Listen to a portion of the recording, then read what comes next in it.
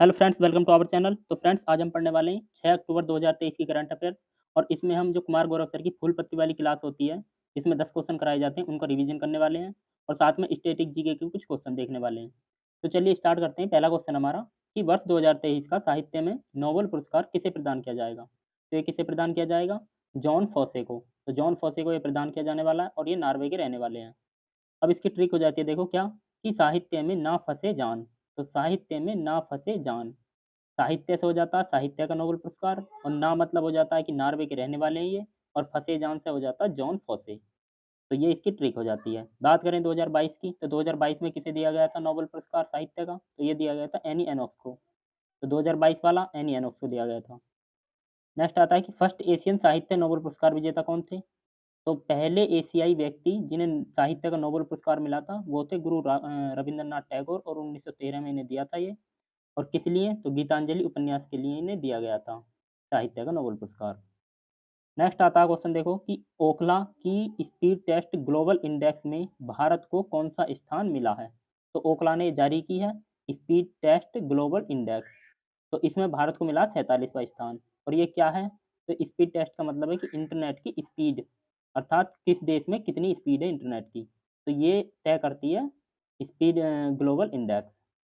तो इसमें जो भारत का स्थान है वो 47वां है, और अब की बार भारत 72 रैंक ऊपर आया है, अर्थात 72 रैंक का फायदा हुआ है भारत को।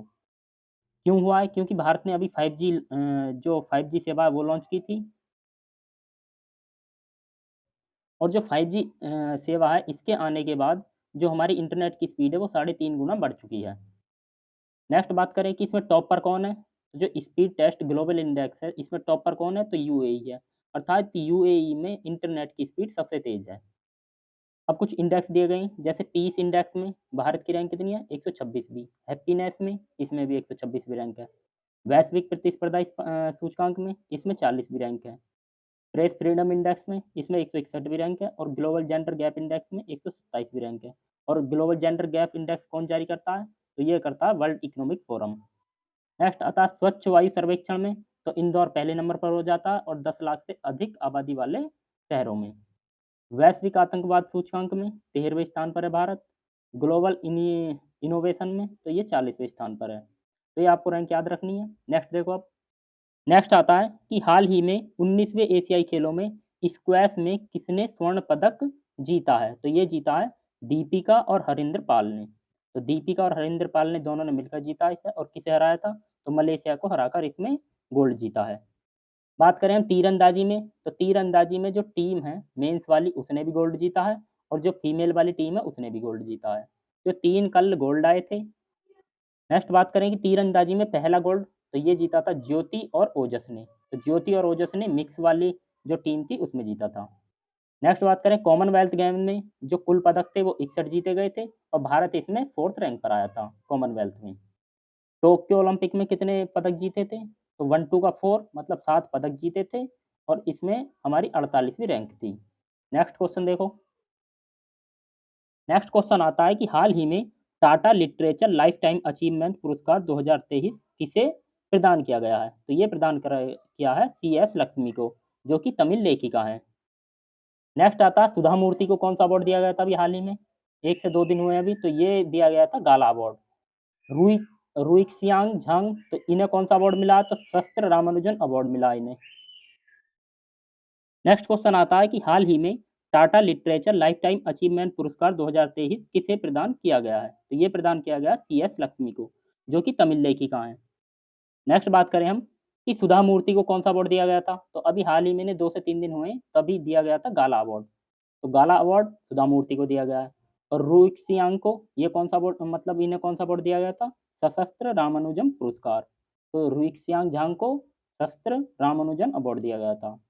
बात करें जो ऑस्कर अवार्ड दिए गए थे 2023 में, तो वो कौन से क्रम के थे? तो 95वें क्रम के थे, 95।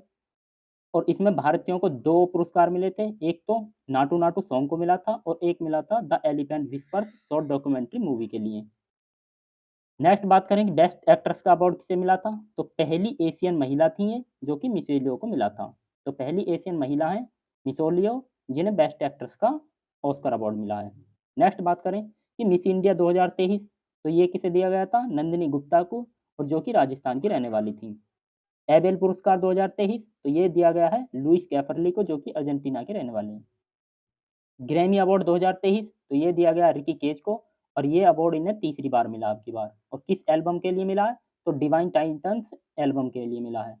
नेक्स्ट देखो अब, नेक्स्ट आता है ज्ञानपीठ पुरस्कार। तो ये 2023 में किसे दिया गया? दामोदर मोजा को, और ये 57वां ज्ञानपीठ पुरस्कार था। लोकमान्य पुरस्कार, लोकमान्य की किसकी उपाधि थी? तिलक की। तो लोकमान्य पुरस्कार 2023 किसे दिया गया? तो ये पीएम मोदी जी को दिया गया। और अभी इन्हें 6 देशों के सर्वोच्च सम्मान मिले हैं। पापुआ, जो पापुआ न्यू गिनी है, पलाऊ, फिजी, ग्रीस, फ्रांस और मिस्र, इन 6 देशों के सर्वोच्च सम्मान मिल चुके हैं पीएम मोदी को अभी 2023 में। नेक्स्ट बात करें पुलित्जर पुरस्कार 2023, तो ये न्यूयॉर्क टाइम्स को दिया गया है। राष्ट्रीय जल पुरस्कार 2023 में टॉप पर कौन रहा है? तो मध्य प्रदेश इसमें टॉप पर रहा है। अंतर्राष्ट्रीय एनी अवार्ड तो ये थलाप्पी प्रदीप को दिया गया। थलाप्पिल प्रदीप, ये याद रखना आपको, अंतर्राष्ट्रीय एनी अवार्ड थलाप्पिल प्रदीप। प्रित्जर पुरस्कार आर्किटेक्चर का होता है ये, तो ये किसे दिया गया? डेविड चिपरफील्ड को दिया गया है। गांधी शांति पुरस्कार 2023 तो ये गीता प्रेस गोरखपुर वालों को दिया गया है। तो ये कुछ अवार्ड थे जो मैंने आपको डिस्कस कराए। नेक्स्ट देखिए, नेक्स्ट आता है कि हाल ही में किस राज्य या केंद्र शासित प्रदेश के लोकप्रिय व्यंजन कलारी को जीआई टैग मिला है? तो ये मिला जम्मू कश्मीर को। और कलारी क्या है? तो एक नरम प्रकार का पनीर होता है, नरम पनीर। नेक्स्ट बात करें कि जम्मू कश्मीर के जीआई टैग, अर्थात कौन कौन से जीआई टैग हैं। जैसे कश्मीरी केसर का जीआई टैग किसे मिला? जम्मू कश्मीर को मिला है।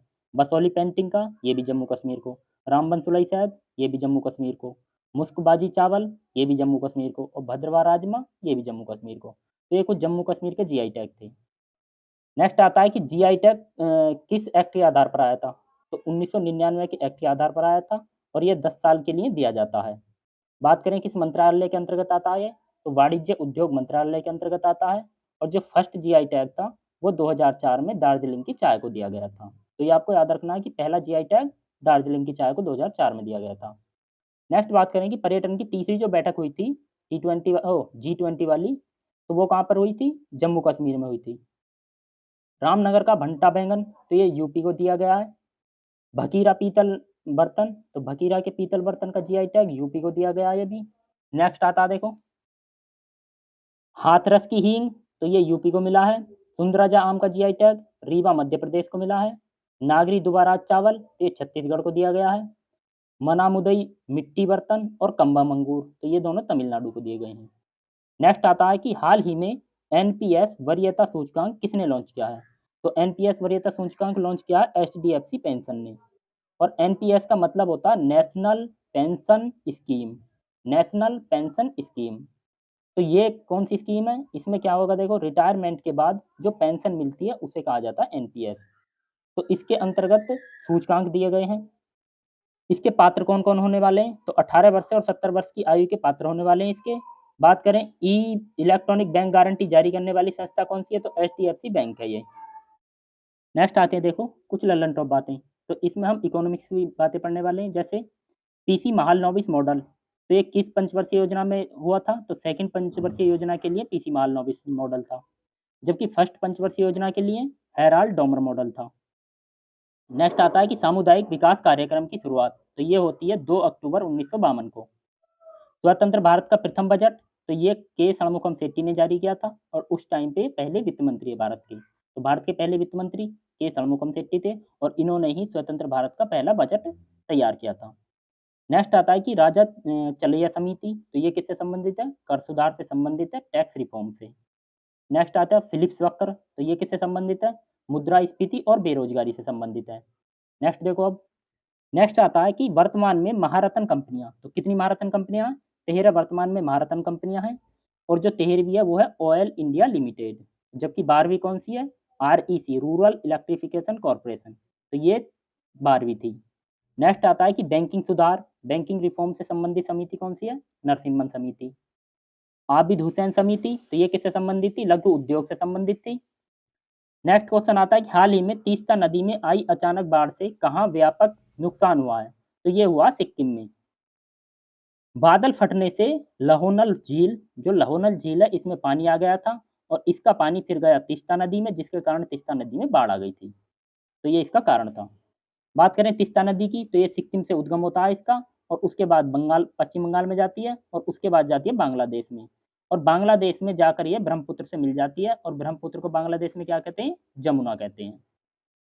नेक्स्ट आता है, जब सिक्किम के बारे में आता है, सिक्किम के बारे में जान लेते हैं हम। तो कि सिक्किम को पूर्ण राज्य का दर्जा कब मिला था? तो 36वां संविधान संशोधन 1975 के द्वारा। इसके सीएम कौन है सिक्किम के? तो प्रेम सिंह तमांग इसके सीएम हो जाते हैं।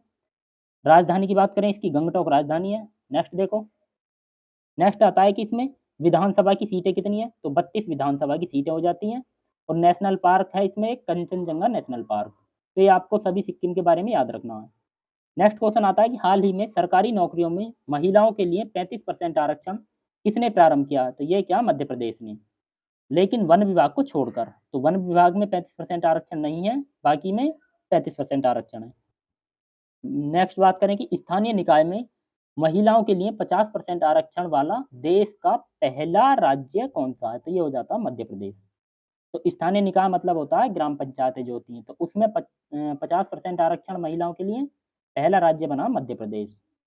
नेक्स्ट बात करें, पैसा एक्ट तो किसने लागू किया था? मध्य प्रदेश ने लागू किया था दिसंबर 2022 में।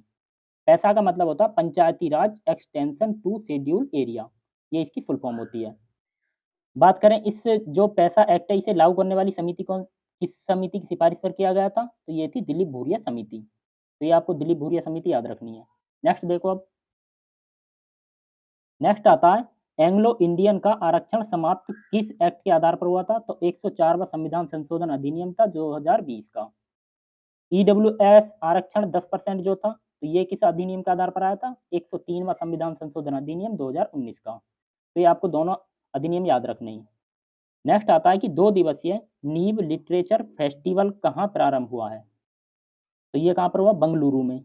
और किससे संबंधित है? बच्चों को कहानी सुनाने के लिए दूर-दूर से व्यक्ति आने वाले हैं इसमें, और इसकी जो थीम है वो है बिना कहानी के बचपन संभव नहीं है। तो ये बात भी अच्छी है कि हाँ, बिना कहानी के बचपन संभव नहीं है। नेक्स्ट आता है कि सरूल फेस्टिवल, तो ये कहाँ का? झारखंड का। फूलदेई त्योहार ये कहाँ का है? उत्तराखंड का है। नेक्स्ट क्वेश्चन देखो अब। नेक्स्ट क्वेश्चन आता है कि हाल ही में भारत सरकार ने राष्ट्रीय हल्दी बोर्ड गठित किया है। देश में सर्वाधिक हल्दी उत्पादन राज्य कौन सा है? तो सबसे अधिक हल्दी उत्पादन वाला राज्य होता है महाराष्ट्र।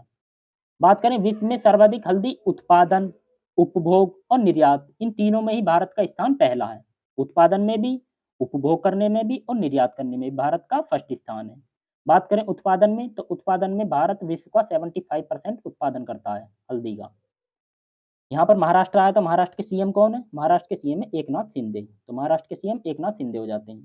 तो ये थी हमारी आज की क्लास, जिसमें हमने कुमार गौरव सर की जो फूल पत्ती वाली क्लास होती है उसके 10 क्वेश्चनों का रिवीजन किया, और साथ में स्टैटिक जी के कुछ क्वेश्चन और लल्लन टॉप देखे। तो इसकी जो पीडीएफ है वो हमारे टेलीग्राम चैनल पे मिल जाएगी।